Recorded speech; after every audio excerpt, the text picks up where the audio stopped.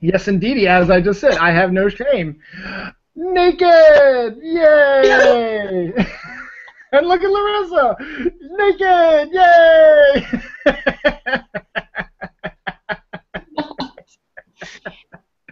It was your idea. I don't want to hear anything about Illusion. Total illusion. it. Welcome to Dylan Knows 2.0, which means this is episode 53. My big 1 year anniversary was this past Monday, September 15th, 2013. Miss Larissa, myself, and Tony first did the first episode of Dylan Knows, and then here we are with year two, beginning with me and Larissa. Tony's a little busy right now, plus I didn't invite him, so because I'm a bastard. But welcome to Dylan Knows. This is my weekly YouTube show that I've done obviously for 53 weeks now, and every week is a different genre. And this week just happens to be the genre of the paranormal and supernatural with my regular co-host, Miss Larissa. Hi, Larissa. Hi guys, how are you? Congratulations on a wonderful year. Happy anniversary, dear. Oh, are you drinking? I am drinking red wine in my Grey Ghost, Amisville, Virginia wine glass. It's my sister's favorite winery. It's like right down the street from her house. Well, maybe not right down the street, but about 20 minutes away from her house. It's actually really good stuff. But this is a Shiraz from southern Australia called Layer Cake. It's not the best Shiraz I've had, but yummy. But drinking Harrisburg tap. The Harrisburg tap, yeah. It's vodka. Fantastic, but absolutely, this is Dylan Knows Prime Time. My show is usually on Sundays at 12:30 p.m., but due to some unforeseen issues, we are unable to do it on Sunday at 12:30. So that's cool. That's cool. It's all right. I do have the Q&A up, so anybody who's watching, have a shout out, say, hey, what's going on? Right now, I show 0 viewers, but once again, I doubt that view because sometimes I've known people say, oh yeah, I was watching the whole time, and it still said 0 viewers, so who knows? Who knows if they were lying? But regardless, this is the paranormal show. Larissa has a connection to the paranormal. What do you do, Larissa? Oh, I do lots of stuff. I write for a website called paranormalpopculture.com. I've been doing that for, like 2 or 3 years now, 2.5 years. We cover entertainment news based on supernatural, paranormal, the unexplained. We'll write about things from ghosts and zombies to dragons to superheroes, aliens, the whole gamut. Anything that's unexplained. And that's cool. And that's what we tend to do on this show, the third Sunday of the month. We sit here and talk about those same things. And since this is year two, I'm thinking that we're going to expand a little bit more. We're going to start talking about maybe a little bit more about paranormal pop culture, as it were. We'll start talking more about TV shows that are out there, lots of movies, because up there with superheroes, the horror movie television industry is still very strong. It's been some of the strongest movies and TV shows in a while. They seem to be starting to take over in popularity. I mean, you're still going to have your law shows and your police shows, but this season alone, superheroes and horror shows are really cleaned up as well. So we'll start dipping into that a little bit as well, but we'll still keep talking about the creepy, unexpected stuff, because I actually have a nice list of some interesting stuff I got from Unexplained Mysteries website, which has all kinds of little stories about the unexplained. I mean, not just about ghosts, zombies, and crypto creatures like Bigfoot, but it also talks about outer space and dinosaurs and just stuff that's been happening, theology, stuff like that. So it's a really good website. You can check that out. But first, before we get to the news, Larissa, tell me about what you did. I guess it was last weekend, or last week anyway. Oh yeah. I went to Penhurst Asylum, which was a state school that housed people who had various disabilities. It was exposed in the 1960s for lots of abuse to these patients, and it was it was overpopulated with patients, and it subsequently closed, I think, in the 80s. So a lot of dark history for this place that was originally built for wonderful purposes, but it got just too out of hand, and just a lot of sad things happened there. But I've been there before. Many acres, many buildings to explore, but most of them are closed, actually, I should say. Got to go in a couple buildings, do paranormal investigations, do some urban exploration during the daytime, which was really cool, walking around, taking pictures. Got a lot of interesting EVPs, which are electronic voice phenomenon. Most of them are not nice, to put it bluntly, or to put it mildly, actually. But it was just it's a great place to go. It's just interesting history. I do work with special needs kids, so it kind of touched my heart. Also it's I don't go there and take it very lightly. It was a kind of a dark point in history for the mental health community. So. It was really cool. It was nice, a nice group of people. It's always just wonderful people at the Pennhurst Paranormal Association. Very hospitable. I was there with the Scared crew. Brian Cano, Chris Mancuso, and Greg Cusick make up that group, and they're very, very accommodating, nice guys. It was a really great event. Lots of positive feedback. So I recommend checking it out. Pennhurst is on the bucket list of a lot of paranormal investigators, so if you get a chance to go, definitely, take advantage. So were you invited by Brian or by the paranormal crew, or do you have a connection with them? Yeah. Yeah, I was invited to come along. I helped out. Yeah. Well, I'm lucky. People have great friends. I got friends in the biz. I lucked out. I was like, sure, I'll go. Of course I will. So. With October coming up, do you have any other ones planned coming up, or have you heard of any? I mean, I'm sure there's always going to be some around here, but is there any that you heard of that maybe regular people who've been watching the show might be able to get into? Yeah, like visits or ghost hunts or whatever. The season for Pennhurst at least has closed as far as the paranormal, because what they do is they open up the haunted house attraction, and they have a really kick-ass haunted house attraction. It takes a while to get into because it's so popular, but you can always do that. This season has a lot of that. It's mostly haunted attractions that are open. So I know Eastern State Penitentiary does it. They do like Terror Behind the Walls. So as far as events, there's really nothing. Okay, that I'm going to. I'm sure there's plenty of them coming up. Well, no, it makes sense, though. Yeah. It makes sense, though, what you're saying, though. Yeah. I mean, I guess that's what most people like to do around the Halloween season, is they like to do these haunted houses, Field of Screams type of things. So, I can understand that. So that's good. So, I mean, in the future, if you have any ones that are coming up, or you know of any, just let us know. And maybe it is interesting. I went on my first one actually a year ago. Actually, it was actually interesting when we did the first episode of Dylan Knows. It was a paranormal show, and for my 40th birthday, which was last year, my wife Dawn, along with Larissa's help, got us tickets. Dawn and I tickets to Parafest, which was a paranormal slash paranormal pop culture type of convention up in Bethlehem, Pennsylvania. It was really a lot of fun. So you had people who were in horror films and TV shows mingling with the people who actually do it for a living, like the Ghost Hunters and Brian Cano and all them. They were there. So it was a good mix of both the real paranormal people who go and do the exploring and the ones who play the evil monsters that jump out at you and try to eat you. And that's where I first met Larissa face to face, which was really great, and it was a fun weekend. And I went on my first. They had a ghost hunt up there. Got to go hang out with the Constantinos.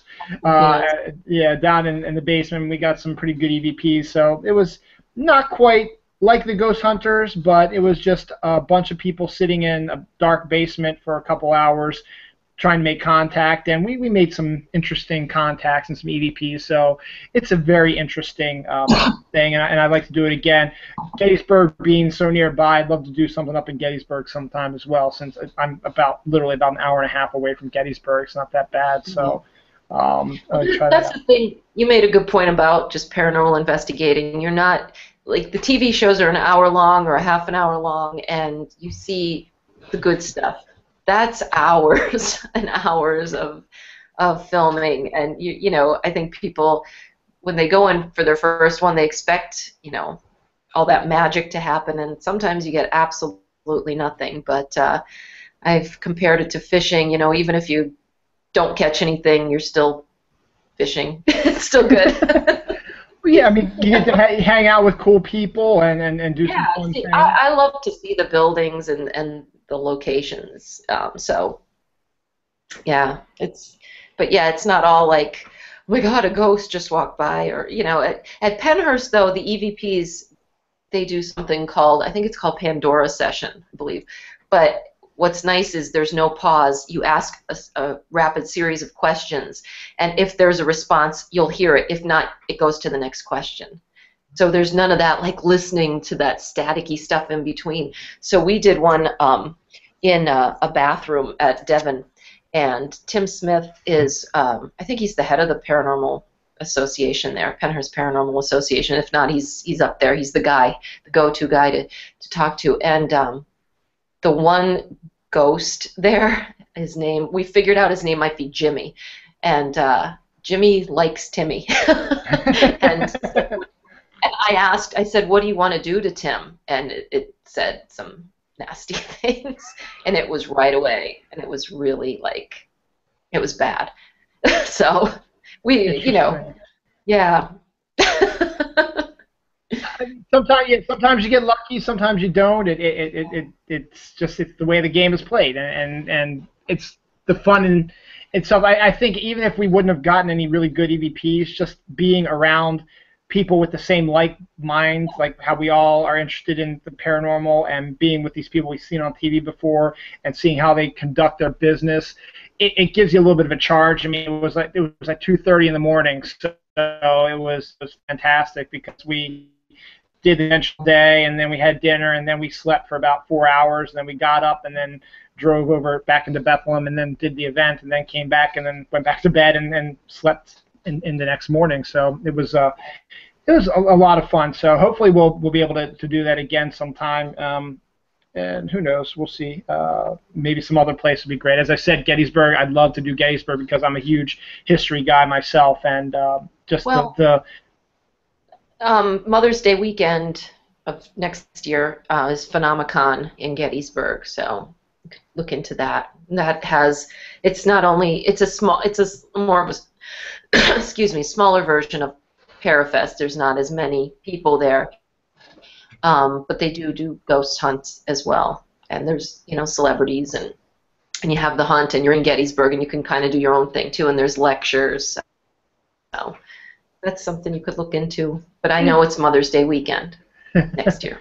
Yeah, but that's great. No, yeah, that is definitely I want to check out because, you know, just seeing all the stuff that's been going on in Gettysburg. You yourself have done some investigating in Gettysburg as well, and just the pure history of it as well, not just for the ghost aspect of it, but just the pure history of Gettysburg is fascinating to me since, you know, history guy. So yeah, so I mean, yeah, just as I said, anyone out there who's interested in doing a ghost hunt, just keep your ears open. Check things. There are probably all kinds of events nearby around Jordan. You know, some people do their own thing, which we probably don't recommend because you don't know what you're going to run into, but or if it's dangerous or not. So just be careful out there. Alrighty. I guess now we'll hit some of the news of the weird, which is my time where we just go through a bunch of little hits about the news that's been coming on. Let's see if I can read all this stuff. Can't read my writing. Okay, the first thing we'll do, since we were talking about ghosts. What's that? Hello? Old. Can't read. Okay. Yeah, my eyes are starting to decay a little bit. I've been noticing that lately, which is bad, I guess. A ghost was caught on a closed-circuit TV at Dover Castle. I'm assuming that's probably something in England. Took a look at the video. It's your typical shadow figure just walking across the closed-circuit TV. It looked like it was daytime. It didn't look like it was at night. And then it drew enough attention that there was a security guard came about maybe 2 minutes after we saw the shadow figure walk by to investigate to see if there was someone snooping around or whatever, because they saw something walk past it. So I mean, it's your typical shadow figure. And you know, Dover Castle, from what I've heard, is a old historical place, and they tend to have a better chance of having a event like that, a shadow being as well hanging around like that. So that's always kind of interesting. I guess if you want to check it out yourself, just go to Unexplained Mysteries. They've got a story about that, or you can check it on YouTube. I think the video is on YouTube. Just write in, I guess, Ghost at Dover Castle, and you'll find the search for it. It's kind of interesting. And since we're talking about ghosts still, Happens a lot. Oh, go ahead. I was going to say No, it happens a lot in England. There's always something out of England. well, you got to look at it this way. I mean, England is much older than we are. The United States is only, compared to the rest of the world, we're still an infant. But they've had a ton of history of their own, and all of it's not been good. So the majority of your stuff is probably gonna, a lot of stuff happens overseas in England, France, stuff like that. It's same with, and I got a story in here. Iceland is huge when it comes to creatures, mythological creatures, because in Iceland. Yeah, elves. Iceland has the people in Iceland. They truly believe in the elves. I mean, all forms of government. I think we did a story a while back where the government is refusing to allow a permit to build a road through this one area because it was going through an elves sanctuary, as it were, and they were afraid that it was going to kill a lot of their elves. And before I get to the other ghost story I was going to do, I'll just go into this. You can add a lake monster to their mythological history now. They have a lake monster. Let's see if I can pronounce this. It's in Lake Lagerflot, and the name of the creature they call it is Lagerflotsormurin. It's Icelandic, I guess. Norwegian. I guess you can call it Lager if you want to, for short. Lagerflotsormurin. Jeez. Sounds like something from Lord of the Rings. It's kind of, in this case, it's more of it's not like a lot of people think that like Nessie is a pterosaur or whatever, a dinosaur type creature. This is more of a giant snake thing, and they have a picture of it. It looks like, a big giant snake thing swimming through the water. So, they, once again, Iceland being the way they are making sure, don't bother the lake monster, it's under our protection, stuff like that. So, lake monster. Well, that actually leads me to another story that is very interesting, that I think you might find very interesting, is Lloyd's of London in 1972 once insured Nessie as part of a contest set up by a whiskey magnate. He is back in 72, he created this contest where he would give $1 million for absolute proof of Nessie's existence. And when he first mentioned, he didn't think there were going to be a lot of people interested in doing it, so he just threw it out there. He's like, $1 million, I'll give you $1 million if you can actually prove it. And then all these people started showing up. He started panicking a little bit. It's like, what if someone actually finds something? So he went to Lloyd's of London, and they, I guess they insured him. I'm not exactly sure what that. I didn't quite understand it because I don't quite understand what you insure it against. But I guess if something happened or whatever, but they insured Nessie. So I guess if something happened to Nessie, it would pay out or something. I'm not exactly sure, but in all, it was an interesting. Who's it paying, though? You know what I mean? Nessie, his ancestors. It just seemed interesting that the famous place like Lloyd of London's would go down to insure a fictional sea monster, as it were. If you believe, I know a lot of people don't believe it exists, but it was interesting. Going to a bit of a lighter side, a ghost group investigating a house in Kansas, where a Kansas couple was saying their microwave was haunted. Yeah, that Did you was hear about the Empire. story? That was Empire News. I don't think they're real.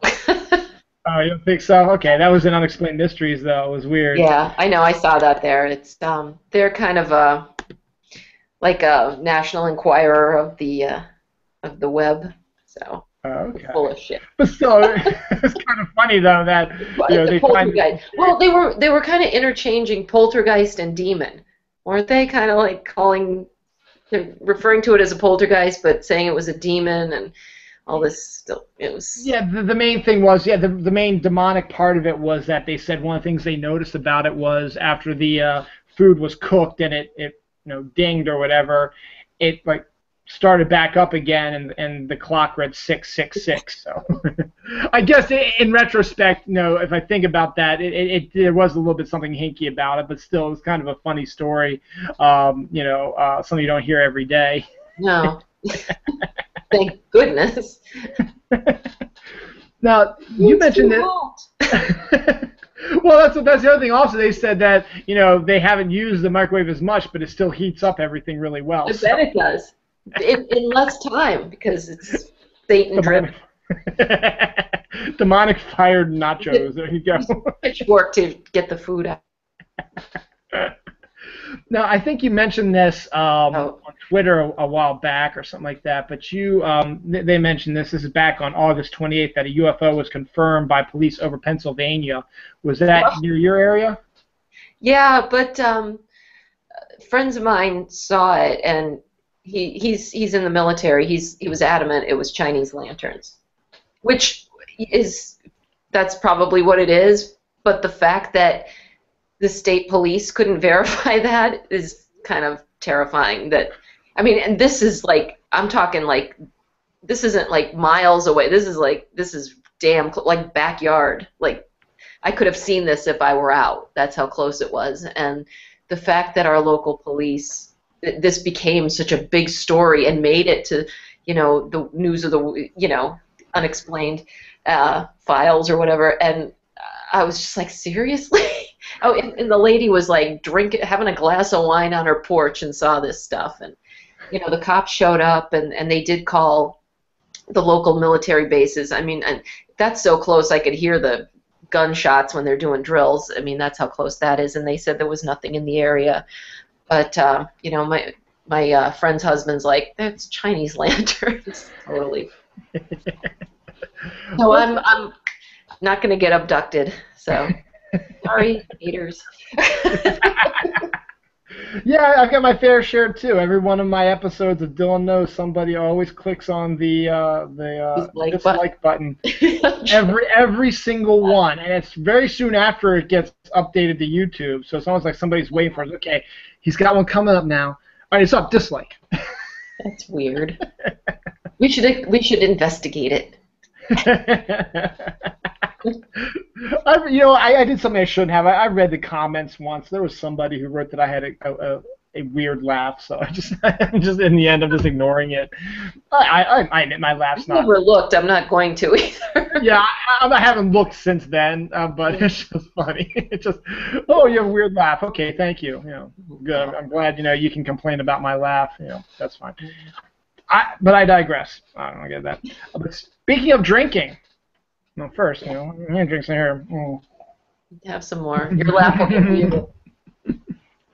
you. This was just interesting because of where it took place. In Roswell, New Mexico, there was a car accident, and two guys were involved in this accident. And when the police arrived to investigate the accident, the people who were involved, two guys, were not there. And they were discovered 7 hours later, miles away. And first and foremost, the first thing is, well, they're in Roswell. Maybe they got abducted by aliens and then dropped back down the other place. That's why it made Unexplained Mysteries. But what I love about Unexplained Mysteries is that they give the news as it is, and then this is what people said, and then they make a little comment at the end. It's like, well, they were drinking. So probably what happened was they got into a car accident, they were drunk out of their mind, and they just wandered off into the desert of Roswell, New Mexico, and didn't know what they were doing. Maybe they said, oh, maybe we need to go into town and get help, and they just started walking a place they thought was headed towards town, and then before you knew it, they passed out. that eventually were found. But the fact that it took place in Roswell, if it was any other place in the world, it wouldn't have made a big deal. But because it took place in Roswell, the first thing a lot of the UFO enthusiasts believe is like, abducted by aliens. They're missing for 7 hours. I'm still not convinced there's aliens.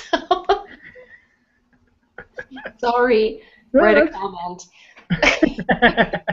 That's okay. I mean, that you need to have both views of everything. So I know. Just a couple more things, and then we'll head on to another discussion point. Speaking of UFOs, this sort of goes back to what we talked about last month. I was talking about there was a lot of the weird human-like shadow on the moon, and then there have been some weird sightings on Mars, stuff like that. Well, there is a satellite that's been circling a comet. I think the name of the satellite's called Rosetta, and they were taking pictures of a comet, first time up close pictures of a comet. No one's ever seen what a comet looks like up close. So this is a big deal in the space, and NASA history. I mean, you get to see what an actual comet looks like, from a satellite. Well, one of the pictures has the UFO enthusiasts freaking out. There is a cylindrical white disk sitting on one part of the comet. Everything else around is this darker gray, black color. This is a bright white, shiny design, as it were, on the comet. And so once again, UFO enthusiasts think, okay, it's a UFO landed on the comet and it's just hanging out there. Everyone believes that it's probably a chunk of ice reflected from the sun. But still, once again, it's one of those things that, even the minutest thing that is found on the moon or Mars or whatever can be turned into a different type of object, and because people really want it to happen. Any comments? Yeah, I think that's all. Well, I mean, there's so much junk floating around out there, too. I mean, I don't know what it is. I saw the story, but I didn't read it thoroughly. You're chugging that wine. You're going to believe in anything after drinking all that wine. All done. But still. The universe is vast, and I know I'm ignorant saying that there can't be aliens out there. But, I mean, I think if there is life out there, it's not, like we see in the movies. I think, those are dreamed up by man to entertain us. And it's all we know. I mean, we don't have an idea otherwise except from entertainment. So that's what we're going to project, and that's what we're going to assume is out there. I mean, when all it might be is just microorganisms. And I don't doubt that there is some kind of life out there, but I certainly don't think it's, Gorgon or whatever, I know, yeah. You believe there's some kind of life, but you don't believe that it's... I don't think it's, like E.T. or really, some Close Encounters. Yeah. No, that makes sense. I mean, that's... What's going to happen tonight, of course, is I'm going to have a visit in my bedroom by wake up sore. You don't believe in me. I'm going to... That's how they talk. You don't believe in me? It's Russian. They're Russian. But no, I do understand, and we've had this discussion plenty of times before, but I believe that there's life elsewhere in the world. Do I believe that they have built flying saucers that visit the Earth? I'd like to believe in that, but I have... Why? Why would you like to believe in that? I don't know. I know. I'd like to see something different. Beyond this planet? Beyond this planet. See what life might be like off of this planet, because if we are and it's also kind of interesting is that if we are the only life forms that have been created in this style, human, it doesn't necessarily have to be human, but in a fully functioning system, we have blood system, breathing system, intelligent life, that type of thing. If we're the only one in this whole vastness of the galaxy, it's kind of I mean, it's not scary, but I mean, it's interesting. It's like, why is it just because everything lucked out the way it was? We are the perfect spot away from the sun. We've got the best ingredients that created us. And I guess maybe it also has to be with the fact that I'm a huge science fiction guy. I like Star Wars. I like Star Trek. I like E.T. I like Close Encounters. And I like the fact that there might be, bizarre alien creatures out there unlike anything we've ever seen before. And just to see something different, because we've got plenty of different people on this planet. But for all intents and purposes, we are pretty much the same. I mean, we all have the same circulatory system, same breathing. We just have everyone is different because everyone is unique, but the basic system is the same.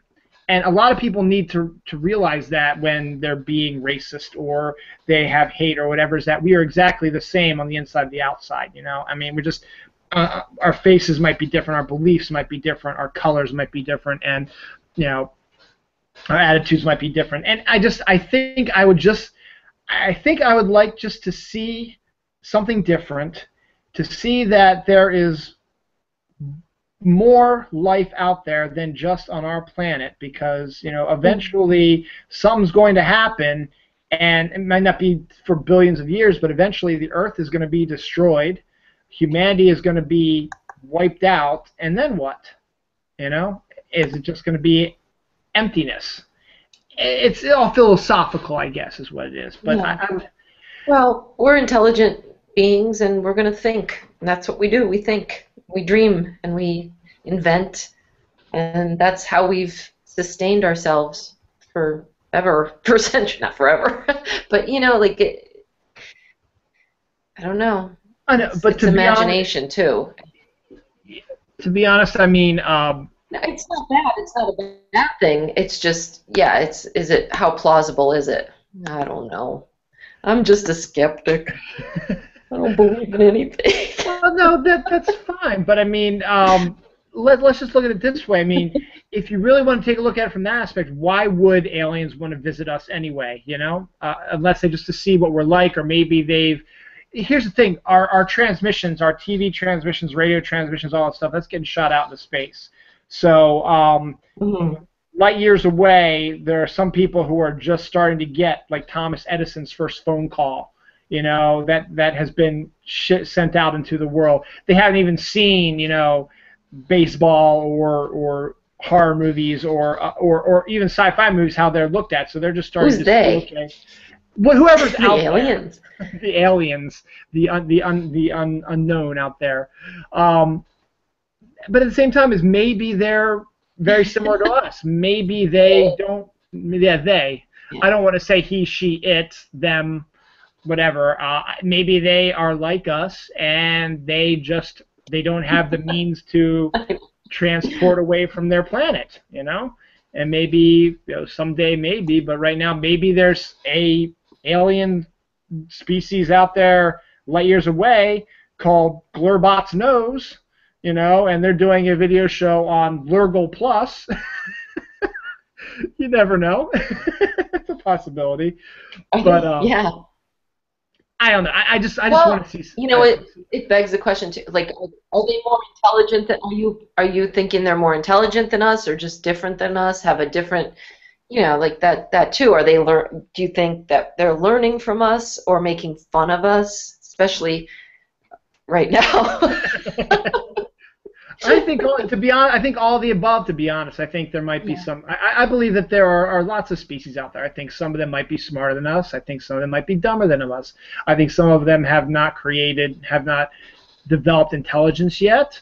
Others, their intelligence is so minuscule as cells dividing, something like that. I mean, I guess if you can consider that science and not intelligence. Mm-hmm. And I think that there might be some species who might be getting some of these radio transmissions, and they're laughing at us because of how weird we look or the stuff we find important. Like, think about this. What would they think if they saw Kim Kardashian? Would they think the same thing we would? Would we think that they are ridiculous? That maybe all humans... Maybe they're into booty. They could be. J-Lo might be one of their big goddesses also. All about the booty. Booty aliens. And I'm going to get a little blue here, but while we think about it, what if porn gets sent out there? What have they got to be thinking about that? You know, Yeah. if something like that gets Oh, sent you out there know, to them. it's like, oh, let's just hope it's the only thing sent out into space, so that's their complete impression of us. It's like when we order pizza, we reproduce, or when the plumber comes over. Is that what still happens, or is that like when I used to watch it through the scrambled? When I was How would I know? I don't watch pornography. Dawn.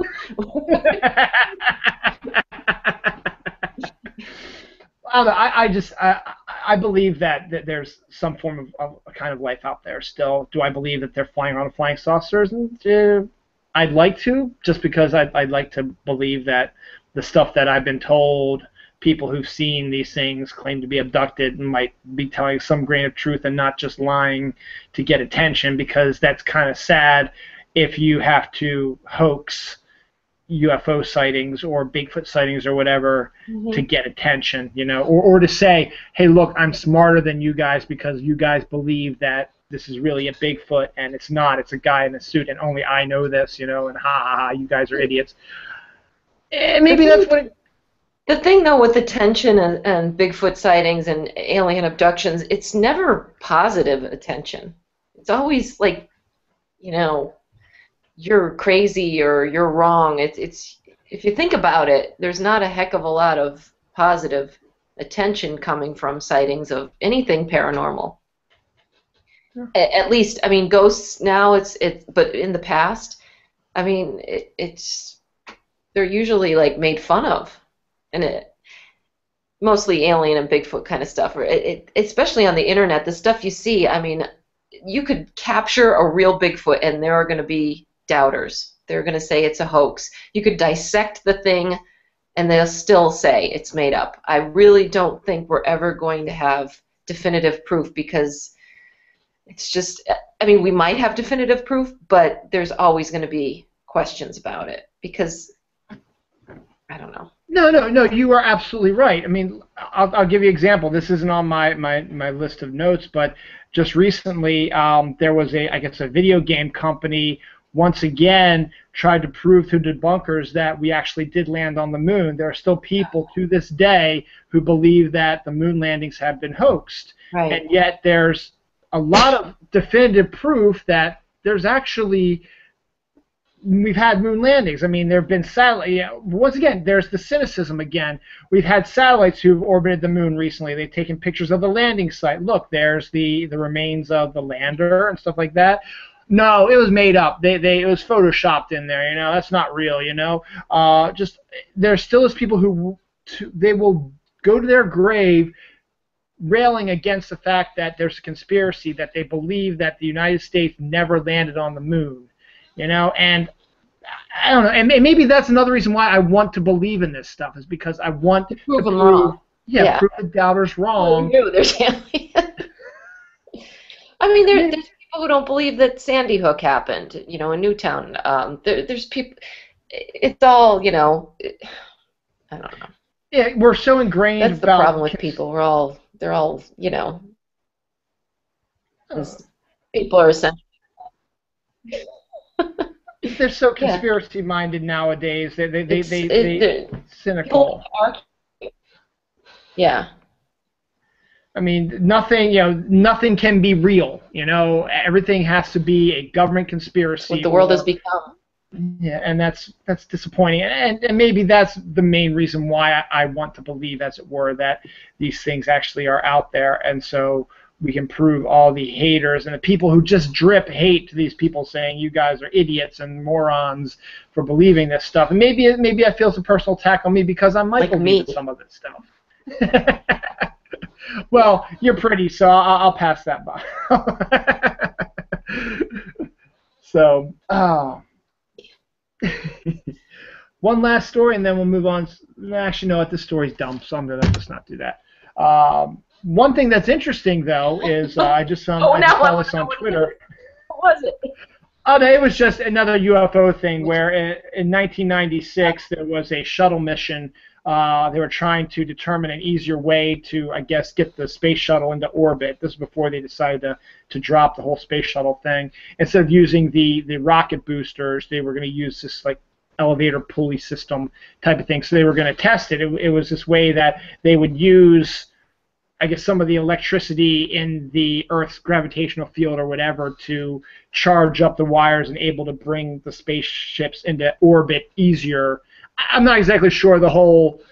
When I was doing the research on it, it was all this technical jargon. I was like, Pass. okay.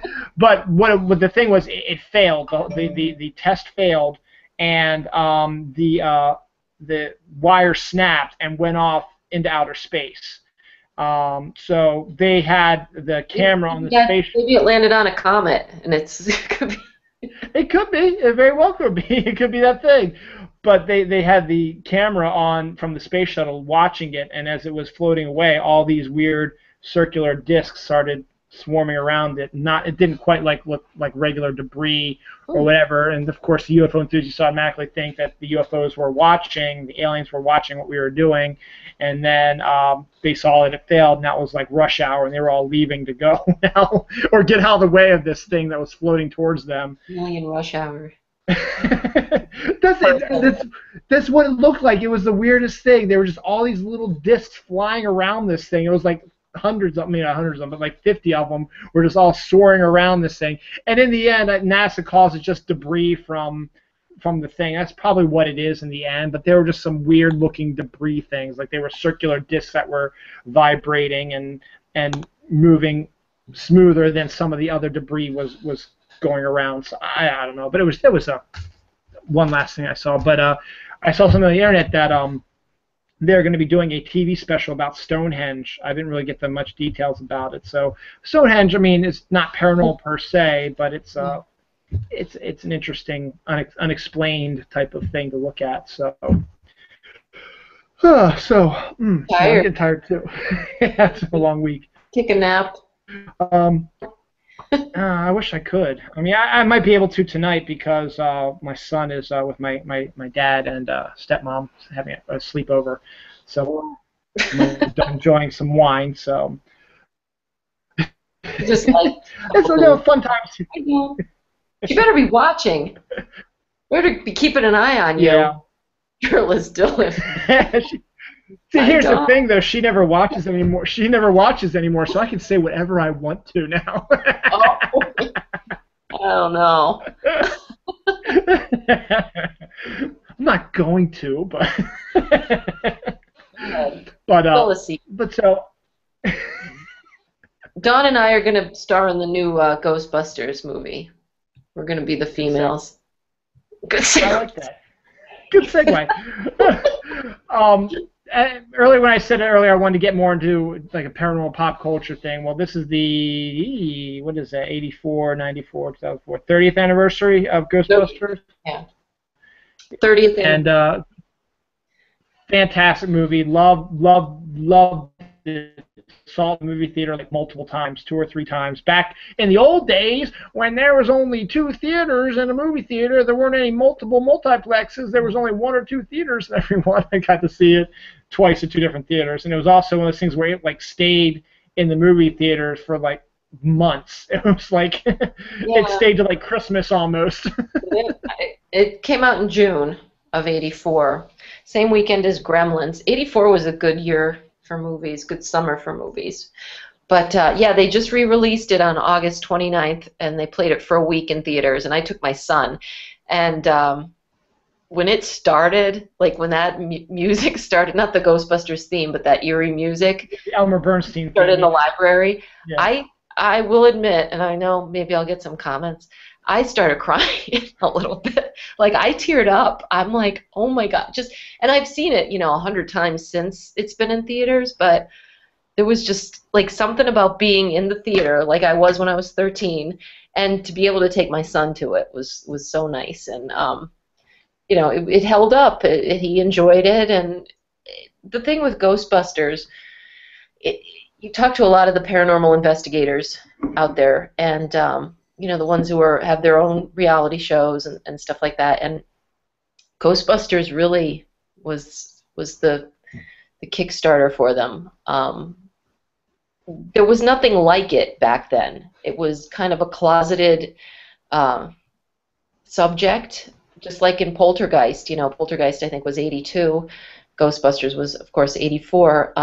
If you think back to Poltergeist, what shame that family felt, and these parapsychologists came in and helped them, and it was all very hush hush, don't tell anybody. And you know, then Ghostbusters came along and it made it look cool, you know, from the other end, the hunting end, and just it inspired a lot of people, and it put it into the mainstream. And you know, I know Dan Aykroyd's father was into the paranormal as well, so you know, it's one of those movies. The thing with rebooting it or having a Ghostbusters 3, I think the big argument is, you know, why? What are they trying to accomplish with it? And I did write that article for Paranormal Pop Culture saying, you know, do we want women instead? That's fine. Make a movie with paranormal investigators that are women. That's fine, but that's not Ghostbusters. You know, what are they trying to accomplish with it? You know, we know all this stuff. We can watch TV any night of the week and watch a ghost hunting show. Do we want to laugh? There's ghost hunting shows that are on YouTube. Ghost Girls, Afraid, I think it's called, or something like that. I forget what it's called, but it's hilarious. So I don't know what they're trying to do, whether just glom off the name Ghostbusters or genuinely, you know, make, you know, reboot it like the same kind of story or the same, you know, characters, everything, and just have different faces, obviously. I don't know what they're trying to do. I mean, I'm not a Hollywood producer. I leave it up to them, I guess, but I think a lot of us in the field are like, just give it up. You know, like, and the reason I wrote the article about you know, the women, the prospect of it being women, is because a lot of the men I talk to are afraid to say it. I'll be in conversations with them, and they're like, "It's stupid. Just cut the crap already." But I can't say anything because I'll be called a male chauvinist pig. I'm like, "Well, I'll say it. You know, screw it. I mean, this is stupid. It's not Ghostbusters. It's Melissa McCarthy and Kristen Wiig doing a skit. I'm sorry. It's not the movie. It's not Ghostbusters. So cut the shit, Hollywood."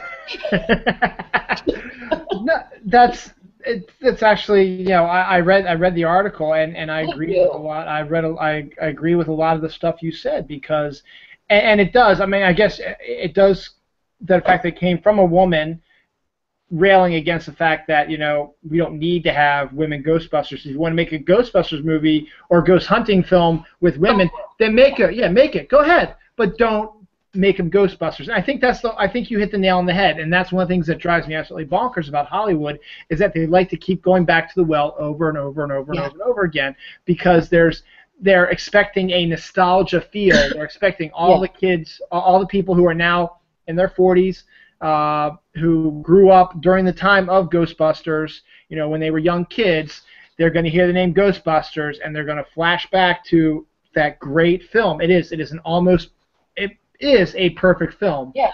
And guess what? We just did that a couple weeks ago. I took my son to see Ghostbusters, and it was great. And like I said, it held up. And guess what? When I bought the tickets, the guy said to me, "This is our biggest seller today, is Ghostbusters." You know, like, so they did it. They re-released it, redigitalized it, or whatever the hell the word is, which I didn't see. I don't know if I was in a crappy theater, but it looked the same as it did in '84. I didn't see any HD or fancy stuff. It looked pretty grainy. But you know, they did it. They released it, and okay, moving on. You know, Harold Ramis has passed away. Ivan Reitman kind of distanced himself from the film. Aykroyd, I guess, is involved. The Bridesmaids director, I hated that movie, by the way. It was stupid. So yeah, bring it on. I can't wait to see what you do with it, dude. Sorry. No, it's fine. That's what I want. That's why when I said I was going to do we were discussing this today, I wanted to get the feelings out of you. I wanted you to expand upon on your article. Yeah, I agree with you. I think Aykroyd is, unfortunately, is the one who's really pushing for this to be Right. done. And I don't know if it's just because, to be honest, I really haven't seen him in a lot of stuff lately. He's Uh, selling vodka and skulls. It's exactly. expensive, so he's probably doing okay. And I'm sure he's living off a lot of nice residuals. But yeah, Bill Murray is like, I'm not having anything to do with it. And when I wrote this is when Bill Murray came out and said, yeah, he's all for this woman Ghostbusters. No, you're not, Bill. Cut the shit. He's saying it. He was at the Toronto International Film Festival. He was promoting his movie that's also starred Melissa McCarthy. He's like, yeah, sure, Ghostbusters, women, put Melissa McCarthy in it. And there's these huge stories, it was everywhere. I even wrote about it before my article to split it up and kind of get into it. But I'm like, Bill, you weren't for this film when it was like kind of more pure, the idea of it. And now you're gonna that's what kind of set me over the edge, because people are pussyfooting around it. And I know there's Ebola out there and ISIS and everything, more important things than Ghostbusters. But it's one of, and that's what's kind of gets me too, is like, shut up about Ghostbusters. And I've seen other writers, I forget exactly how he phrased it, but Uncle Creepy over at Dread Central said it was kind of like rubbing sand in my eyes. I have to write about Ghostbusters or something. But I hate to misquote Steve, but it was kind of like, oh Christ. And when I went to write it, I'm like, ugh, I don't want to write about Ghostbusters. But as far as the news about Bill Murray, but I did it, and then I wrote my article. I was like, can we just shut up about Ghostbusters? I mean, it's one of the things that, as I said, it's one of the things I have a problem with, not just in movies, but with comic books also. Yeah. How they're always rebooting, they're doing all these brand new number ones over and over and over again, and they're rebooting series over and over again. Look, I'm for rebooting if it's for a bad movie or remakes of a bad movie. If there's a germ of a really good idea. Yeah. It just, at the time, the film that was made out of that idea was not perfect. You take a look at it from a different perspective. You get a different set of eyes on it, get a different writer, different director, maybe different actors. Maybe take the general idea and make it into a better movie. I'm all for that. I don't like these, remakes and reboots of series all the time. I'll give it. I don't want to be called a hypocrite, but I will say this: I found the Star Trek reboot. I found that to be brilliant, and the main reason why I found that to be brilliant was because they actually were not rebooting it as this is the continuity. This is young Kirk and Spock and all that. They created this whole entire new alternate reality where now anything can happen. It's almost like a brand new Star Trek series, so you can do whatever you want. You want to kill Captain Kirk? Kill Captain Kirk. It's fine. You don't need to worry about continuity anymore. He's gone. You're in a whole different alternate reality. You've got the Shatner reality up here, and now you've got the Chris Pine down here. And that's what I like about it. I like the unexpected aspect of that. That might be one of the only ones that I'm okay with a reboot on. But seeing the 1 millionth reboot of a Texas Chainsaw Massacre or a Friday the 13th or a Nightmare on Elm Street, why? You know what? I did like the reboot of The Evil Dead. I thought it was okay. I enjoyed that. It was different, but it kept kind of the same idea. It had 5 characters. They had different names though, and it was modernized, but it kind of kept that feel. It was a little, well, the Evil Dead was pretty dark. Then Evil Dead 2 was there was some comic elements. And Evil Dead 2 was actually kind of a reboot of Evil Dead. Do you know what I mean? It was. Yeah, it was. They moved lesbian. But that wasn't too bad. But Texas Chainsaw Massacre, that kind of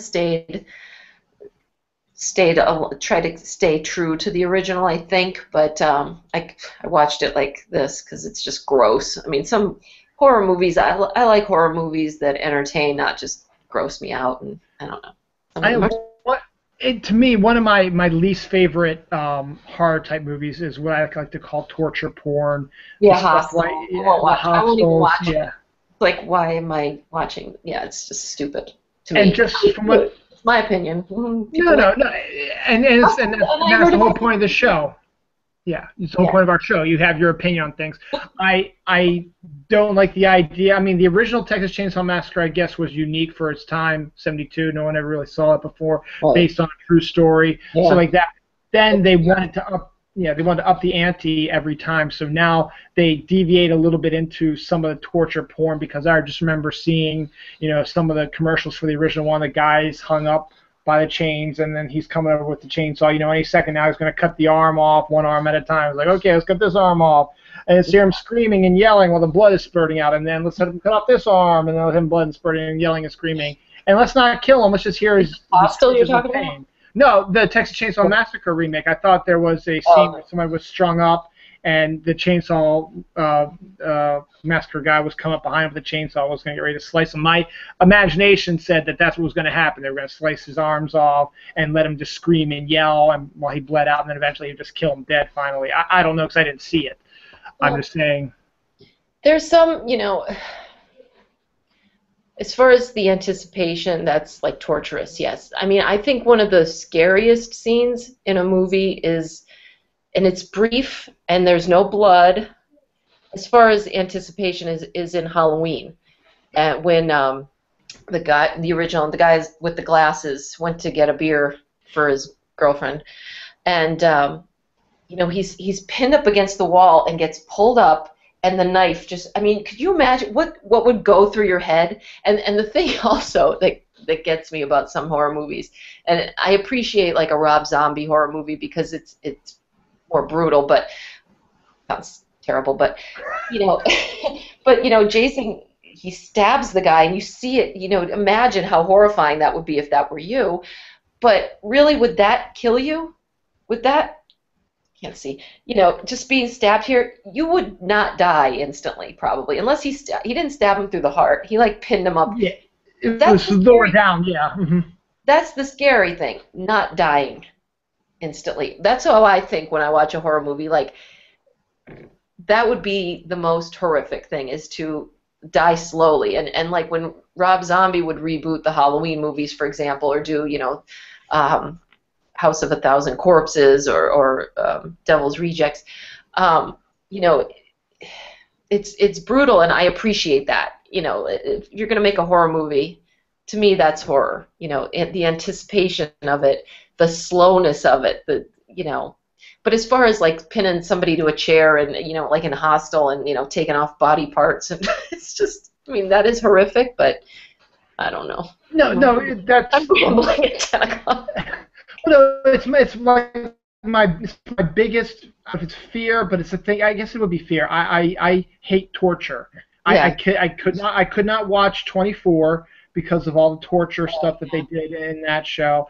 I could not watch. I hear about all these other movies where there are scenes where the characters get tortured. There are TV episodes of shows that I watch where the characters get tortured. Like, I'll give you a good example. I think the upcoming Walking Dead season, the That's stuff I've been brutal. seeing, Yeah. yeah, the stuff I've been seeing, trailer-wise and stuff like that, looks like the first episode or two episodes is, there's the characters are strapped to chairs with Yeah. ball gags in their mouth, and the guy's walking behind with a baseball bat. You don't know what's going to happen to him, or and you got the picture of Daryl all bloody and bruised and in dark rooms, and Well, and the thing and with the I show like that is we get to know those characters. A movie, you're just there for 2 hours. A show like The Walking Dead, especially if you've watched it from season one, you're like, that's Glenn. He's so nice, and he loves Maggie, and it makes it even worse. But the thing that doesn't bother me about The Walking Dead and a scene like that is because that's what we've signed up for with that show. It's going to be brutal. It's the zombie apocalypse, and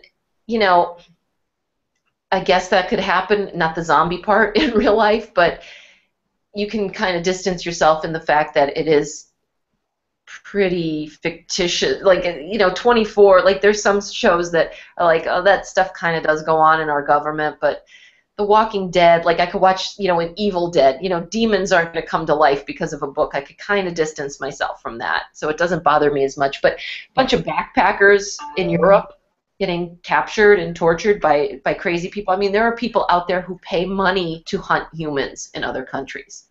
There are people who pay money to shoot somebody in the head, for real.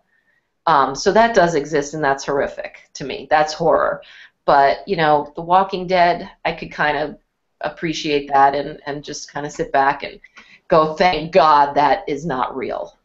Because there's no zombies, and there are not going to be any zombies. And maybe you're right. Maybe the whole point is that because the reality of characters, the characters you've grown. And also, could it really happen? I mean, that's why certain movies are just ridiculous, and I could see tons of gore and stuff like that, and be like, yeah, it's not going to happen. But if it's possible and it could happen to me and my family, then that's horror to me. That's horrific, and I don't want to. I mean, you mentioned ISIS earlier. I mean, the whole thing that they were going to do in Sydney with just beheading a random person in Sydney, that scares me. What if it was me walking down the street and said, let's get that guy, There's sick people in the world. There's sick people, and, there's horror going on all around us. So, I mean, and some people, and I've questioned, like, why do I watch horror? Like, why do I want to watch a horror movie? There's enough. I could watch the news.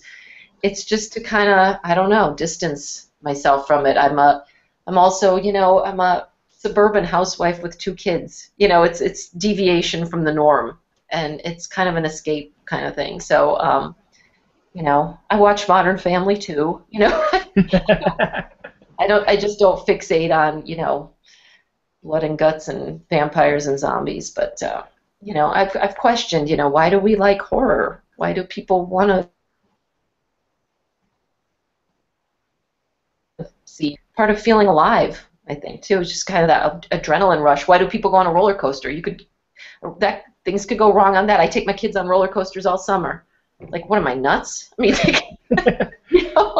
yeah, I mean, you hear the stories that it gets trapped at the top of it takes like 4 hours for somebody to save them. You have to live, and I think that's what it is. It's everybody has this. They want an escape from something, and they know that if they watch this horror film, and what I've been noticing a lot lately also is with the horror films, a lot of the characters, there's a lot of really annoying characters.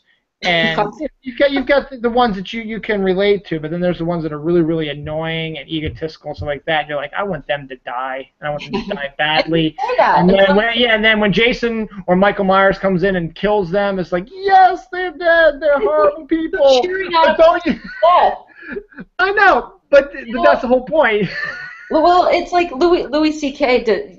He's hilarious, and he does this stand-up, and he's like, when you're driving, how you just become a different person, and you say things to people and about people that you'd never say to their face. He's like, I'm driving, and I said to this guy, this guy cut him off. He said, I wish you'd die. And he's like, what the hell?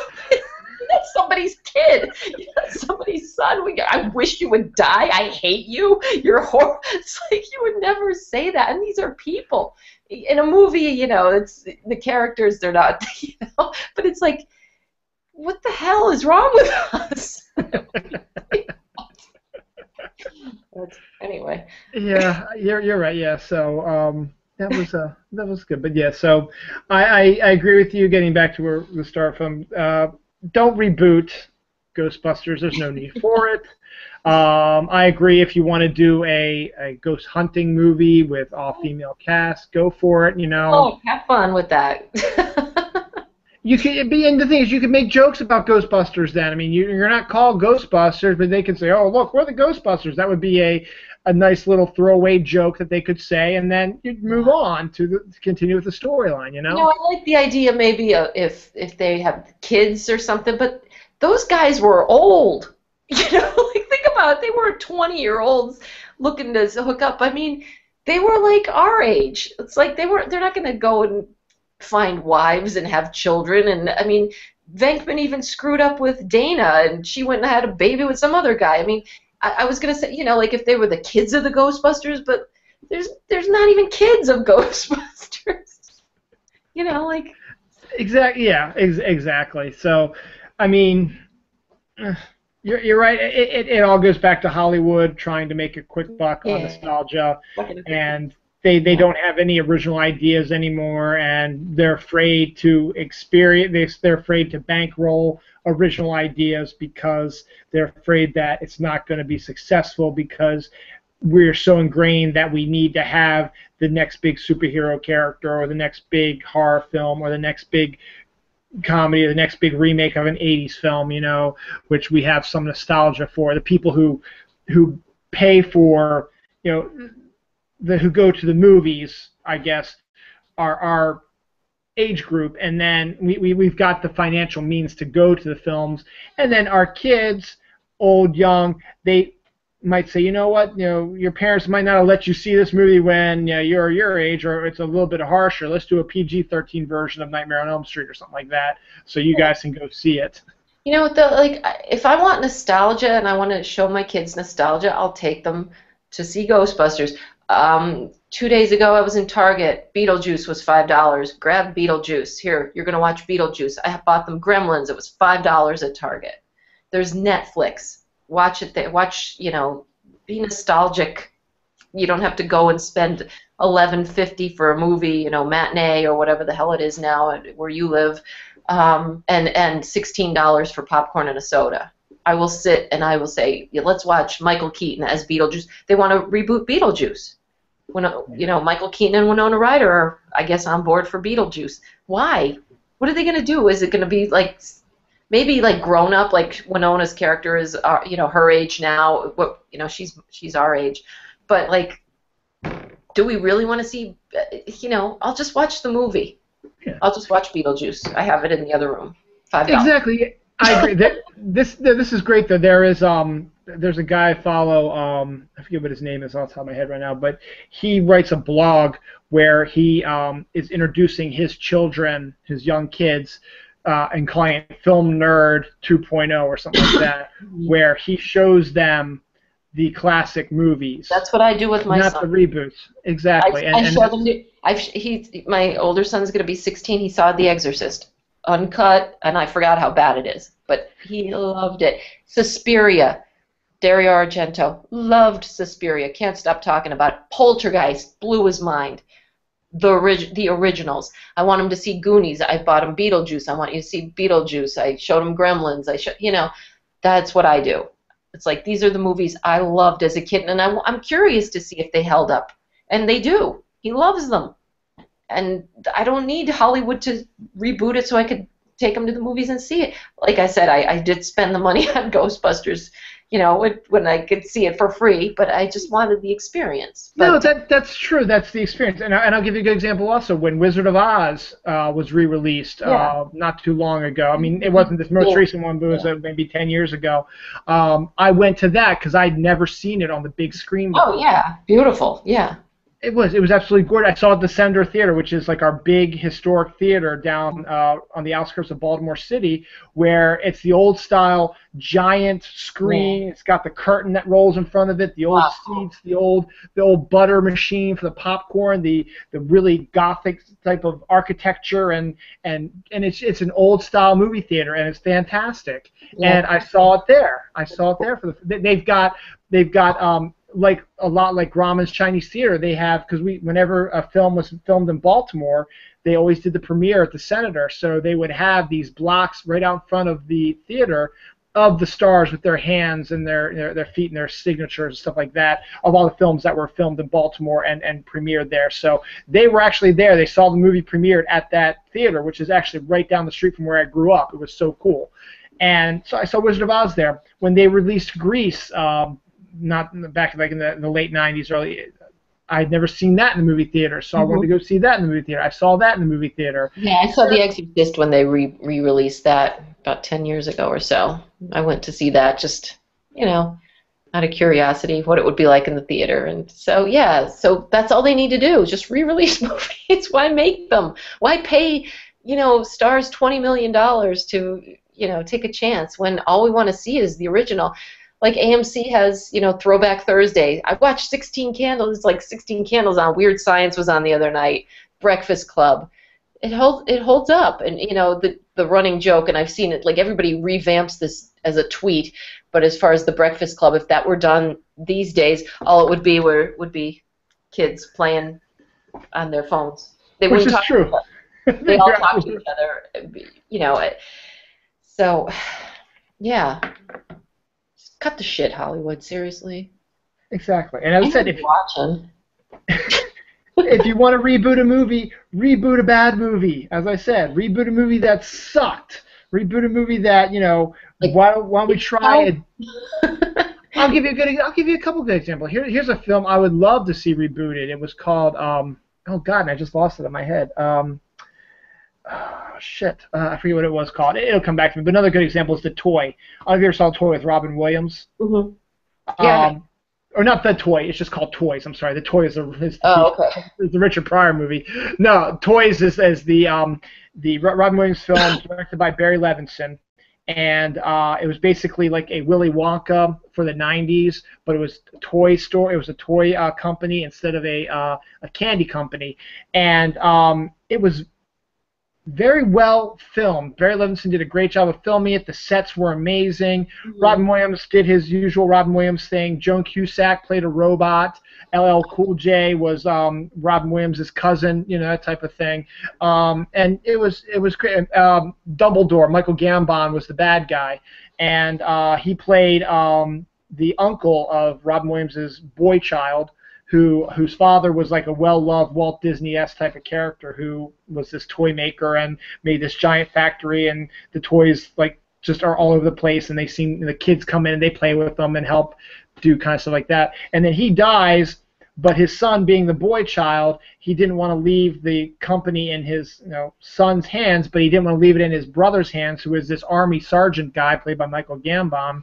But he had no choice. He needed his son to grow up, so he gave the rights to Michael Gambon, and so he decided to use the toy factory to create new war weapons via toys, sort of like early stealth stuff, early the remote control planes that they have now, early stuff like that, and have the kids thinking they're playing video games while they're actually flying these sorties over countries and blowing up bad guys. So Robin Williams has to get himself together along with his robotic sister and LL Cool J to come and stop his uncle and LL Cool J's dad at the time. And so he gets a bunch of the toys together, and they're like automatic toys, and they like create a toy army. And it was a really interesting film, had a very interesting idea for it, but it just didn't work. And if you went in and maybe, I wouldn't say put Tim Burton on it because his stuff hasn't been that good for a long time, but put somebody very creative, someone who, just wants to do something absolutely crazy, and just let them do it, it would be, I think, a good film to reboot. That would be one I would reboot. Hey, I'm going to say something controversial. Okay. I liked the reboot of Charlie and the Chocolate Factory better than Willy Wonka. Okay. That's People don't like that. I thought it was wonderful, and it was closer to the book.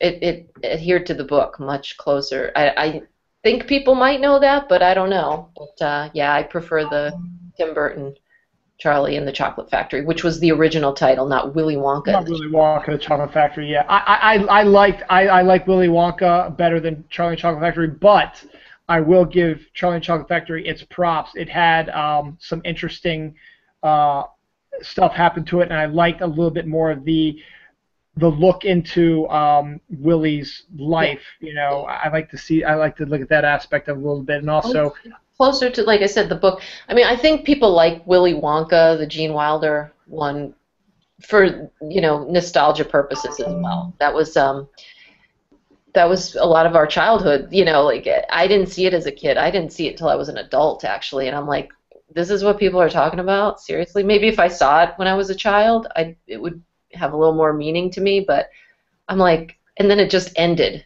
was like, you got the factory. Sorry, spoiler alert. And they went off, and it was just like, that's it? Like, this is just, I just don't like that. No, that's fine. No, I'm in the same boat you are. I actually did not see it. This is an interesting thing. I'm a big movie guy. I never saw Willy Wonka.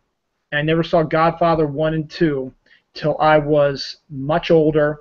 Well, And it actually, Godfather, that's okay. You should be much older when you no, see but no, that. but I'm no, but I mean no. I was in But my I'm saying, 20s. yeah, I didn't see it till I was in my later You would have been 20s. like Whereas 4. it's true, but I'm just saying though is that when I turned like 18, when all these people said, oh yeah, I gotta see The Godfather, so like when I was allowed to, I didn't actually see it till I was like in my mid 20s, and I saw both of them on commercial with commercials. They were on like USA during Oh, Thanksgiving. There was one it was Thanksgiving censored. where I just sat there and just watched Willy Wonka and then Godfather 1 and 2 back to back. And that's where and then I went and I bought the films and I actually watched the actual films themselves uncut and stuff like that, and of course loved them even more. I came with the other one that I want to reboot, and then we'll probably end this episode. Ever see the movie Worth Winning with Mark Harmon? No. Typical romantic comedy.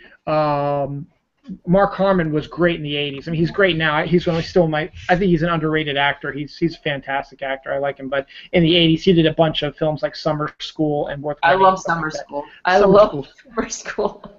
fantastic movie. I love it. I love that too. But this was like a follow-up to Summer School because Summer School was a huge success. So Harmon came in and he did this movie called Worth Winning, where he plays, the good-looking playboy. He's a weatherman in Philadelphia, and he's a good-looking, like George Clooney-esque, boyish charm, I had very. a big crush on Mark Harmon. You don't have to sell Mark Harmon to me. Oh, you would love him in this film then. But so basically, his best friend is married now, and Mark Harmon's all like, it's good not to be tied down and stuff like that. But his best friend sees that whenever Mark Harmon sees his friend's daughter, he like turns into a little oozing, loves the child, loves to play with the child. So his best friend's thinking that he probably wants to get married and have a family, but he's got this whole playboy attitude. He's got to get out of the playboy attitude. So his friend makes a bet with him. He's like, look, I know you want to have a family and you just don't know how to find the right woman. So we're going to sort of push past the whole dating thing and we're going to do this thing. And it's going to be, let's call it a science experiment, as he calls it. He says, what we're going to do is over 3 months, you're going to have to get engaged to 3 women, and his friend gets to pick the women. So he picks 3 different women. One is like a virginal cheerleader for the Philadelphia Eagles. One is these days. one is a woman that Mark Harmon went on a blind date with and had an absolute horrendous time with. So and then the little joke was that he got got a married woman who was unhappily married to who needed some attention to be the 3rd woman. So Mark Harmon had to videotape proposing to all 3 women in a 3-month period to get this competition. And it's such a great movie. There's just something about it. It needs and it falls apart near the end for me. But the lead up to it is fantastic. Somewhere about the 45-minute range. It's only about an hour and a half long, but somewhere around the 45-minute, 50-minute range, maybe even an hour, it just starts to fall apart. And it was like, if they had a different 3rd act, this might be a brilliant romantic comedy film. And it's good. There were certain stars. There were certain stars in the 80s, like they would have a good movie, and then you'd see all their movies. I'm trying to think of, like River Phoenix. It was one of those like, oh, he's in it, let's go see it. And Mark Harmon, I think, was along those lines. So they could pretty much put him in any kind of crap, and people are going to go see it because he was one of the hot actors. But, Patrick Dempsey was one of them too. But, you'd just be like, I don't care what it's about. So-and-so's in it. Exactly. Robin Williams was one of them, and he made some not so great films, back then. Yeah. But like Robin Williams is in it. Then I remember seeing like every Robin Williams movie because Robin Williams was in it, and regardless of what it was. No, it is true, but as I said, there are some movies that you can reboot. That's fine. Please reboot them, redo them. Why though? They're terrible movies. Yeah. People, it's different times. That's the thing too. Like I said with Ghostbusters, it was novel back then. It was new. It was fresh. It's not anymore. everybody knows about ghost hunting. Everybody's seen at least one ghost hunting show. Even if you're living in a cave, you've probably seen one. It's not a fresh idea. Move away from it. Stop trying to milk it. Go ahead, put out donuts, put out Legos. That's where your marketing is going to be. Don't waste your time and money on a film. It's an insult to the franchise. So, that's just my humble expert opinion. 'Cause Yeah, it's true, and the thing is also it's as we said, it's a perfect movie. Everything about the movie works. It's the characters, the jokes, the special effects, the ability to juggle the high comedy, the chemistry, juggle the high comedy with the supernatural aspect of it also. It's up there along another, and I don't know if you like this movie either, but I think Men in Black is another fairly perfect film. Same thing, same good chemistry, good story idea, and it had heart. It was There was the thing with like those movies too. You can laugh, and they're also when you're a kid, they're a little scary. I remember when I saw Ghostbusters. It was summer. Went home and I was staying at my grandparents' house, and there was a bad thunderstorm. I was terrified. I was terrified. The movie scared me, and I look back. I'm like, was it that scary? I'm like, yeah, there was some scary stuff on that dog, whatever. Got Dana, but Men in Black too. There's some creepy stuff in there, but it's funny and it's there's a nice balance, and that's what makes a good film. I think that's why Guardians of the Galaxy worked too. There's just balance. There's heart. There's humor. There's violence. It's a little scary. There's with villains and stuff, and it just has it all. And I think you need that perfect storm, and you can get a good movie. But it's really like capturing lightning in a bottle. It really is. So anyway. The scene in Ghostbusters that really scared me the most was when Dana sits down in the chair and those arms pop out and just grab her and just pull her into the exactly, grabs her boobs. Yes, that's literally. Trailer. It has boob grabbing. And then you mentioned Gremlins, and then we'll probably close. Gremlins is scary. Gremlins very scary. I didn't want to see it when it first came out. I mean, I was 11 years old, and I didn't want to see it. All my friends were like, you gotta go see it. It's such a great movie. You gotta go see it. No, I didn't want to see it. It looked scary to me with Stripe and all the creepy gremlins and the stuff that was going on. And then, like, I think a couple years later, it was New Year's Eve, and my friend Craig came over, was going to spend the night on New Year's Eve, and he wanted to watch that. So I was like, okay, I'll watch the first time. I loved it. I still love it. I watch it every Christmas because it is such a great Christmas movie. Yeah, and it's not. It's one of those, we were going to do a piece on, like, not anti-Christmas movies that are kind of set at Christmas, but they're not Christmas movies. Like, they're not, marketed as a Christmas movie, but, yeah. Gremlins is up there, but yeah, it's a great movie. Gotta love Zach Galligan. Phoebe Cates. Oh yeah, okay. Zach Galligan's very frizzy. Follow you on Twitter? Does Zach follow you on Twitter? No, he follows you though, doesn't he? Yeah, very nice. I got a lot of those '80s guys following me on Twitter. Well, very cool. Have they responded? Have they talked to you? Pornemic favorites my selfies. I love that. Like, what you doing with those, Corky? You know myself is in your favorite file. Parker Lewis. Oh yeah, he can't lose. He was in Sand Sharks. Look at me blushing. On that note, thank you all for watching Dylan Knows Paranormal.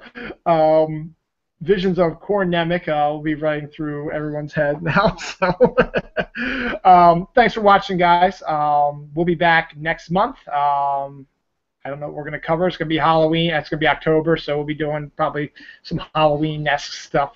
And we'll probably be focusing a little bit more. We'll cover the paranormal stories of the weird, but we'll probably start focusing a little bit more on some of the Halloween-esque movies out there, or horror films you might want to check out. the last couple of weeks Annabelle. remaining. Annabelle is coming out October 3rd. The Conjuring prequel or whatever they're touting it as. It's about the doll, so that looks good. I'm gonna see that. I will see that opening weekend, I hope. What about Go ahead.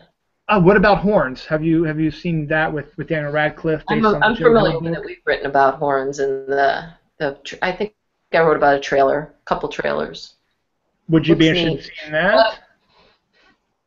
Uh, that's more, yeah. I don't know. I'm not that interested in seeing that. That's fine. No, I mean, to me, it's more of a psychological film, I think, than horror. Yeah. It just so happens that he grows the demonic horns and has turns into a demon for the most part. But I think it's more of a Yeah, he's a psychological, murderer. yeah, a psychological film instead of. But the weird thing is that's like the only movie coming out on Halloween, which is weird because Halloween's on a Friday this year, and that's as far as I know, unless they change some stuff up, it's the only movie coming out on Halloween. Is that one? There's like a couple. Well, they like to build it up before. Yeah. There's one on the. They like to put them out a little.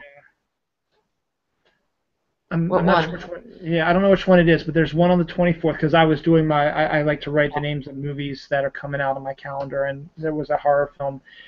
I forget what it's called, but there is one coming out on the 24th, and then what's that? Dracula Untold is coming out, but I think that they moved that the weekend before. Yeah, it's like the 17th, I think. Yeah, and then you've got Annabelle, as you said, on the 3rd. So they're going to spread out, which I think is a good idea because gets you in the mood.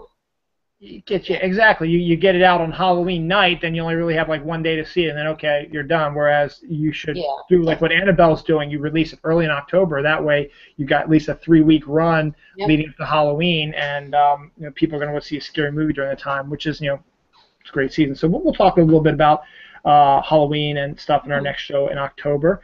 Let's see what's going on with me. Thursday, this upcoming Thursday, I will be on Snarkalic Radio with Tony Solo, Kelly Toole, and Mike from Pagan. So we talk about all kinds of cool and neat stuff. Z Nation, the new zombie show that's on Sci-Fi, we'll talk about that. We'll talk about my new fictional YouTube show called The Assistant. We're going to talk about that as well.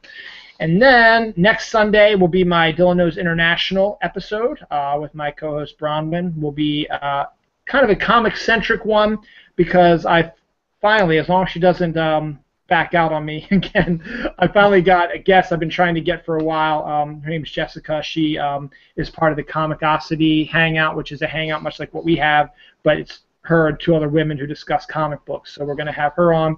Bronwyn's a comic book fan. Bronwyn's better half, Steve, is going to be there as well. And he's a comic guy, and then bring in MJ Khan, my comic co-host, come on. So that's going to be the group we're going to be doing. Khan, that's right. So we're talking mostly comics, but we're going to try maybe fit some other stuff in there. So that's what's coming up, and that's going to be next Sunday, 12:30. So we're back to 12:30 then. And do you know Z Nation is gearing up for season 2, right? No, I did not know. So they have renewed it for a second season. I just saw a post from Michael Berryman. Do you know who Michael Berryman is? The actor who's in Hills Have Eyes. Mm-hmm. Hey, the new series Z Nation on Sci-Fi Channel is gearing up for season 2, so please flood their site with Attaboy. If the numbers are good, they will start filming next season with me, so please help bring my character to life. I need all your support. So that's the post I just saw, so take that as you will. Go do it. I'm still about the show right now. I mean, it's only 2 episodes in. I was the same. Yeah, I missed it. I forgot about it. I was watching something else and forgot. That's what I do. I don't know when things are on. I don't watch as much TV as y'all think. Like I forget there's TV on. To connect with our paranormal theme, Sleepy Hollow second season begins on Monday, 9 o'clock. So that'll be back on.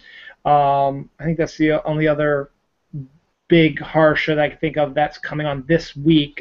There's a few other ones that are Constantine's not coming out till the end of October, and there's some other ones as well. Well, American Horror Story starts October 8th, the freak show, and then Walking Dead's the 12th of October. But there's some superhero show. Gotham starts, I believe, at 8 o'clock on Monday. Yeah, and Sleepy Hollow's at 9. Yeah, Agents of S.H.I.E.L.D. comes back for their second season on Tuesday. And then it's basically premiere week next week because most of your shows that you like are going to be premiering, and then some of the new shows that are out there now are going to be premiering as well. So keep an eye on that. And first day of fall is Monday night. It officially turns fall Monday night, like at 8 o'clock or something like that. So yay fall, because fall is my favorite season. So Mine too. It's just kind of signifies the end of summer for some. I don't know. I love fall, but it's just kind of bittersweet. yeah. Yeah. So busy a couple weeks here. So Larissa and I'll be back in October. I'll be back next week. So hang out with that. And on that note, we're going to say goodnight because I'm getting ready to go to bed. The wine's going in my head now, so I think I'm going to go to sleep now. You don't even have to change. You're all set for bed. I am, absolutely. Well, move over, Dawn. I'm coming. Poor lady. I feel so bad for her. No, I'm kidding. Wow. I love Dawn. Oh, No, Dawn is, just to plug for Dylan's wife, Dawn, she writes amazing recaps for our site. And, you know, she's a trooper. I hate writing recaps. I will admit it right now. I can't. Oh, it's a lot of work. They're a lot of work to write. And, you know, Dawn she'll do back-to-back ones. And she's like, can I have, what is she doing? Sleepy Hollow? Doing, Sleepy Hollow, and she's going to be doing Helix when that comes back on. That's it. And but yeah, she did Defiance and the Strain she does. And yeah. Holy cow. So yeah, she'll be staying up late tomorrow. That's what she does. We watch the show together, 10 o'clock to 11, and then I go upstairs to bed, and she comes to bed probably about 12:30 after she writes her thing. So, and then we have to get up at 5:30 in the morning for work. She wants to do like, can I? I'm like, you want it? You're crazy, girl. Just like I like doing it. I'm like, wonderful. That's great. Brings good traffic to the site. So. And she's a great writer. She really is. She's excellent. She's funny. Writer. Yeah, great job. So, plug for Mrs. Dylan Knows.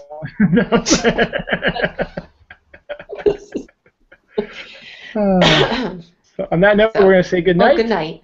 Good night. Party.